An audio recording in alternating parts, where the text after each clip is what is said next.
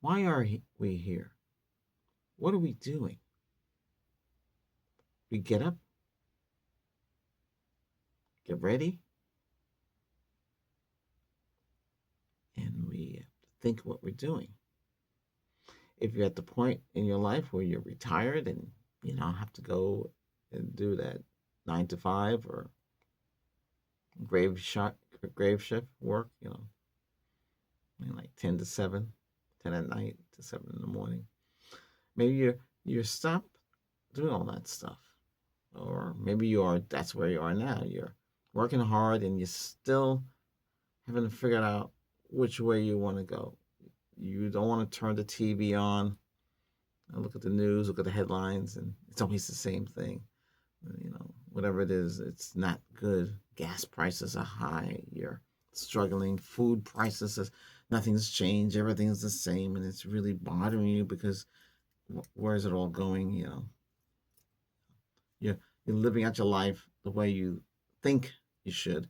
Because when you're born, there's no blueprints. You have no manual that says this is what you're supposed to do. This is where you're supposed to be. Down the road, this is who you're supposed to marry. Here's the number to call that person. You go to that person, everything works out. You get settled, married, go through the whole dating and everything. Boom, boom, boom. You have kids. This is what you're supposed to call the kids. See, that's all. Your whole life is laid out that way. But that's not reality. In reality, you have to start figure out what you want. What you want? You want to settle? You want to have kids? You want to grow like that? And everything's working out. But now, you see, it doesn't work that way. Hey, you might have went to kindergarten, elementary, high school. You're lucky. You got to college. You've done everything right. And you come out and you still can't get a job. You gotta soften up. You gotta take whatever they got. Take whatever they got. You do good. The person who runs that business sees you have potential. You move up. You keep moving up, and you got up the ladder quickly, and you didn't have to do grunt work, the hard stuff. Because there's always somebody watching. You can't just work without somebody paying attention.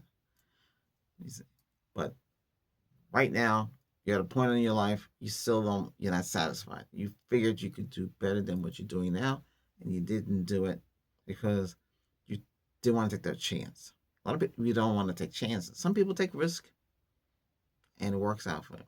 Some people don't take risk because they don't want to take a risk that it didn't work out. You see, so you can't win either way. You play it safe. You do things right. You keep your mouth shut, and you do what you have to do. Because when you go to work, everybody's out for the same job. Whatever job promotion they got, the boss might say, he had a meeting. Okay, we have this opportunity, but the best one of you will get it. He has to determine, or she has to determine, who's the best person. And the thing is, you don't tell the others, if your coworkers, what you're doing for that job. You got an idea, you do it. If you work hard, get to work on time, do everything right, will you get the job? You have to be outgoing. Can't be quiet because they don't know you. If you're quiet, they don't know you. Should you be a jokester? Yeah, they'll know you. but but it depends. If you're a hard worker, you do your work, do everything right, you might get promoted. If you don't do everything right, you won't last, and they'll get rid of you. But if everything works well, then you can make it in the world, right? Now, sometimes it can go like that. It depends. If you have the money and the backing, you run your own business and you grow that business from the bottom all the way up, and you made it.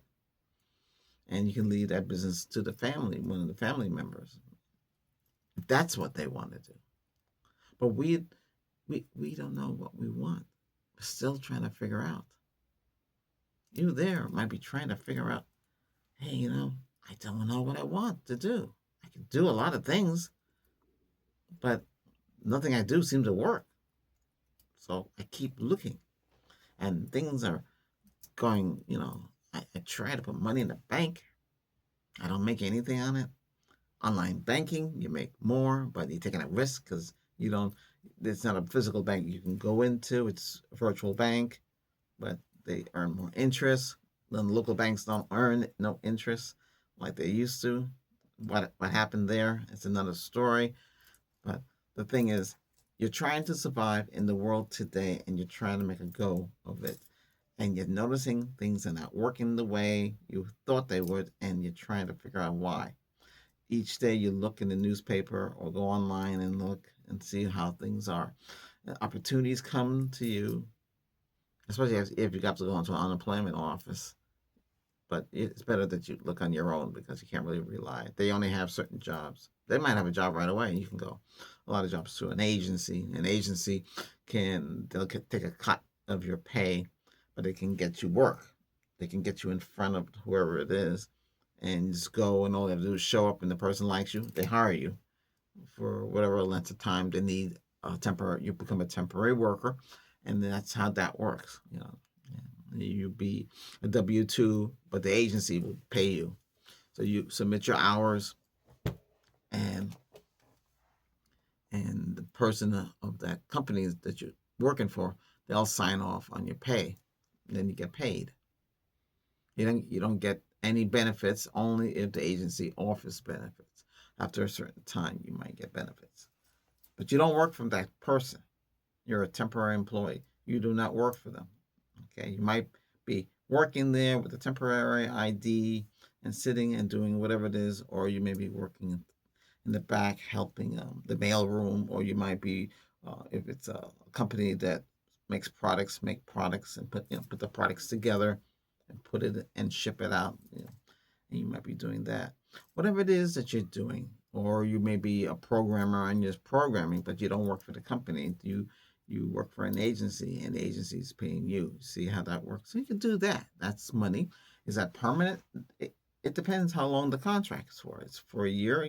That's it. You work for a year. They might extend that to 2 years or 3 years. You might be there for 10 years and you're still not an employee, unless they come to you and say, "Hey, we would like to hire you." But they'll go to the agency saying, "We'd like to hire them," and the agency will contact, "Hey, good news. They want to hire you. This is the rate they want you to go with.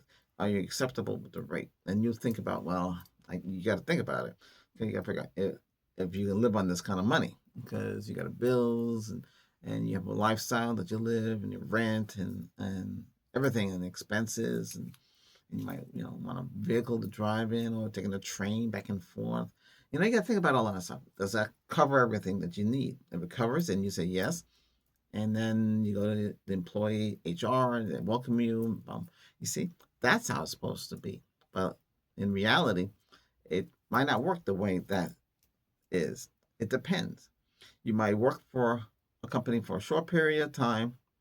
They let you, they end the contract.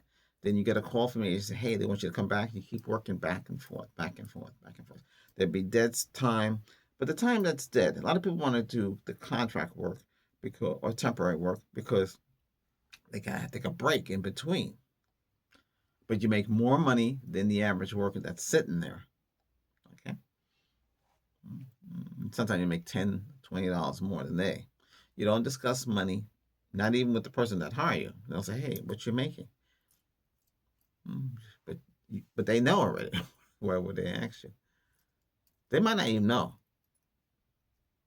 because they might be thinking, "Hey, he's making more than me." I wouldn't even talk about stuff like that, because really it's none of their business. You're there to work. If they got a task, you do it. That kind of work, when you do contract work, get there on time, do your work, finish, go. And hopefully you didn't get a message from the agency saying that the client doesn't want you to come back there no more, but we have another opportunity for you. And even if that happens, don't worry about it. Don't take it to heart. You just know that you did the job. You're a temporary worker. You're not a part of the regular staff. Even though you've gone to meetings, and all sorts of things that's happened, but you never was one of the people, one of the team members there, because you were always different.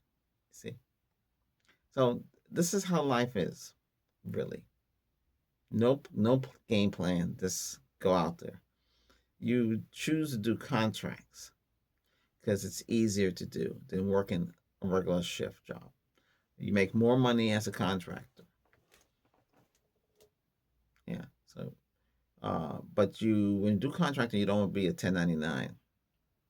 A lot of them fall into that. 1099, there's no Social Security, there's no benefits, there's nothing that's straight. So if the job paid 10,000 a week, you get the whole 10,000. When you're doing the W-2 way, this cuts come out of there for for the government, for Social Security and all that stuff. An agency takes their cut too, no matter what you do. Yeah, but that's how that works. Now, a lot of people do that kind of work. Yeah, but like I said, you don't have it. There's no game plan. You do what you have to do to make it in the world, and when you do what you have to do, it works. And if it doesn't work,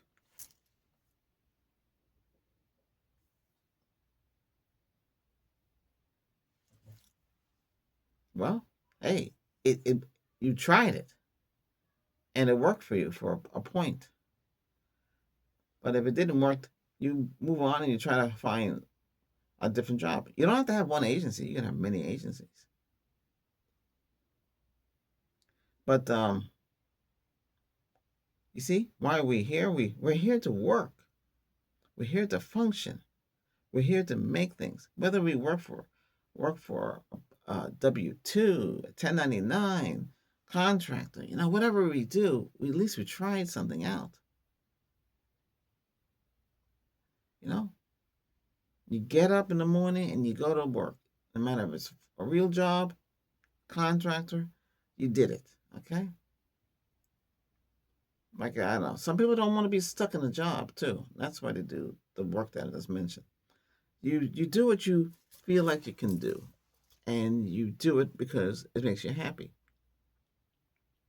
And save the money. Put that money away. Pay your bills first before you have fun with the money. Or you can have petty cash too.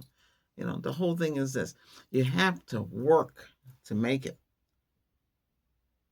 unless somebody left it to you. Hey, we left you all this money. You don't have to do anything. But I would work because that money they left you, if it's not a lot, it's not enough to cover everything. You see, because you got to figure out how old are you? Are you in your 20s, 30s, 40s, 50s, 60, like that? And you got to figure out that money that you have, is that enough to cover everything? Are you living in a house that you own? Are you renting that house? Do you have a townhouse, a condo, uh, some apartment? You see, there's different kind of places you can live. A flat, you know, a loft. They have their factories converted into apartments. They got that too. Uh, Whatever you're living, you're living single room, just kitchen, bedroom, bathroom. That's it. You're living like that. Whatever it is you're living, but you got to understand all of this boils down. Why are we even here? We're here to make the life that you create. You create your own life. The blueprint is you. Now, when you say we were born with the blueprint, you didn't have anything yet, but you gather the information and you become the blueprint. Yes, you can do whatever it is you want. You can be anything you want. You can defend the country, go into the military. You can go that direction and go throughout the whole system of that. You might be still in that system. You see, you can do whatever you want. You pick what you want. You have choices. You're given choices here. You can do whatever you want. Study for whatever you want. You want to be a doctor. You want to be a nurse, surgeon. And you're good with your hands. You can correspond. There's no side effects. You have no side effects. No, you don't have no. How you call it again? handicaps or anything like that. You don't have nothing that's going to cost you any medical history of issues or something like that that will keep you from doing certain things. You know, so if everything is like perfect, good health, good everything, you could do a lot of things. It's society determines us in certain ways. You might be a go-getter, everybody follows you. You might be somebody, a go-to person, everybody believes in you and they follow you. You see, you could be anything you want. So why are you here? Why are we even here? It's because we can make things happen for somebody else, for yourself, or somebody that needed somebody like you. You are there for something, for a reason. You won't know it yet until it happens, basically. And when it does, you'll feel something.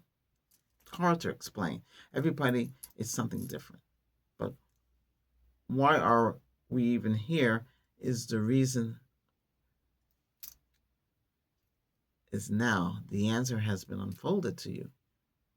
You're here to make a better purpose. It helps yourself, family, friends, whatever it is. You might help a company hire you because you told them you could do more than what you're expected to do. Or you told an agency you can do anything you can. Whatever they can get, you can do it. And you did it. You left a legacy behind you. And now maybe you're ready for retirement. If you plan out your retirement, you'll be okay. Well, it's what you want to do. Buy a boat and go cruising on the ocean there. You know, whatever it is that you want to do, you know. But at least you lived out your life the way you felt and you did a lot of good things. And you know that. So you go, now it's time to rest and feel good about doing that. You know?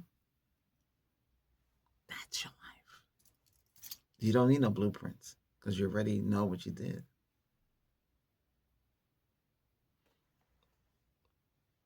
That's about it.